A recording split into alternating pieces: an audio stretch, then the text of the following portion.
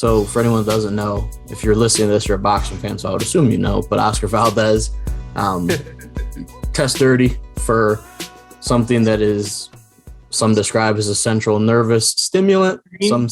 What was that? Phentermine? Is that right, Carson? I wasn't even going to attempt that. I wasn't even going to attempt that. Sounds right, but yeah. So it's frustrating. I also forgot that he was fighting, to be completely candid, and that's on Friday.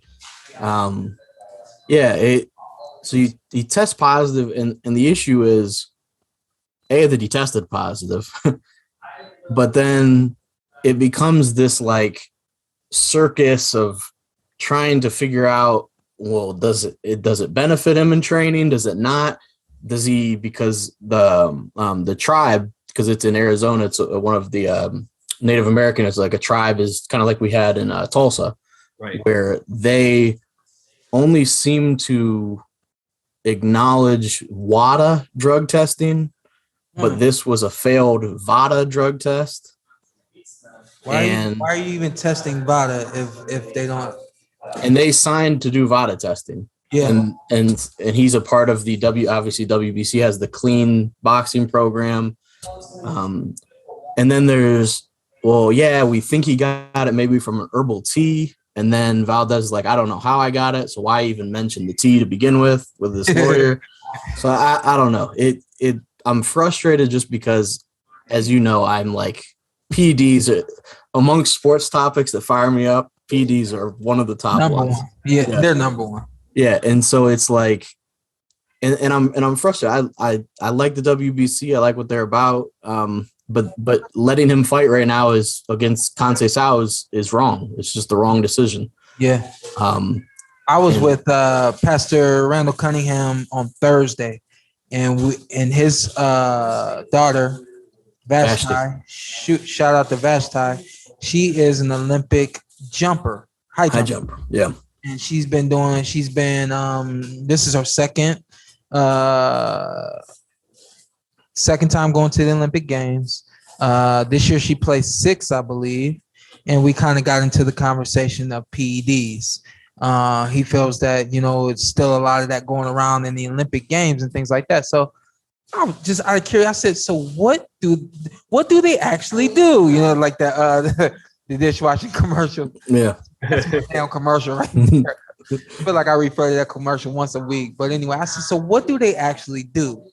And he says a majority of steroids or PEDs don't do what I thought they do. I thought PEDs was all about the muscle, enhance the muscle, and they give you power and things like that. He said, no. He said they make PEDs make it so that you can last longer. Yeah, so you have more stamina than other athletes. He said, and it's really relevant to high jumpers because you jump one day, but then when you come back 2 days later to jump, you're not fatigued from the first day of jumping. Whereas athletes who do not do PEDs they get fatigued. And the same thing in the boxing ring. You imagine, like I've used this analogy before where, if you just look at it as a game and you got 100 getting in the ring with 100, and then you, after a couple of rounds, 4 or 5 rounds, everybody's supposed to go like this. Yeah. But the PED will keep this guy a little higher than this guy. This guy trained his ass off, so he's staying where he's supposed to stay. Yeah. This guy probably trained his ass off, but he did some other things too, which keeps him a little higher than this guy. So it's just not fair, and it shouldn't happen. And no, he should not be fighting. Valdez should not be fighting. And it's just one of those things where, and then to try to, whether it's WBC and Mauricio Suleiman try to say it's like drinking 3 Red Bulls, and it's like, come on, like why? So here's my issue: why is it on a banned substance list in anything? If it's just a diuretic, why is it banned?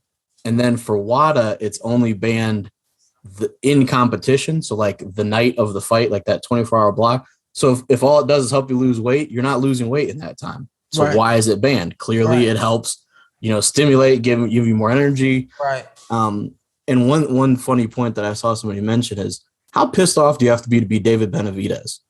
He loses his title. His first time doing a title for cocaine. Yeah. And which really only hurts him. It's a substance that and that was out of competition. He didn't do cocaine the night of the fight and then go into the ring. He tested positive outside, loses his belt. And then you have Valdez, who's doing a substance that helps you perform in the ring, and you're still able to fight and not stripped of his belt. And there's something like if he tests negative and passes all these tests for like a probationary time, he's like an ambassador for clean boxing.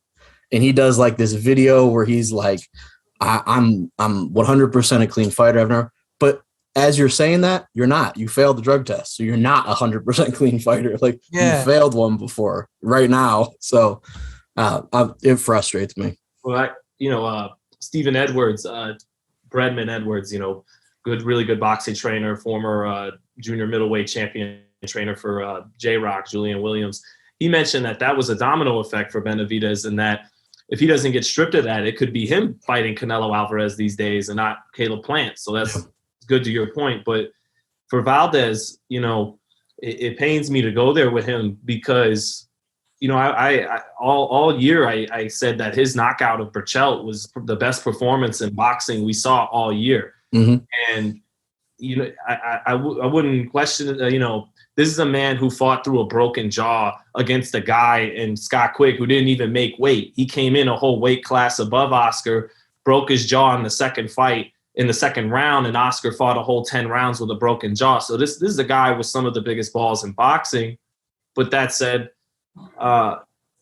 in that great performance, in talking about it, I think I even said to you guys a couple times how it was amazing how Valdez didn't get tired that fight with Berchelt.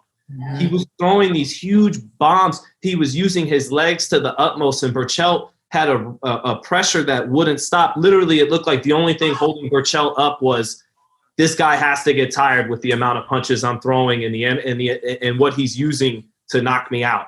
Yeah, never got tired. He never got tired in that fight, and it was almost superhuman the way that happened.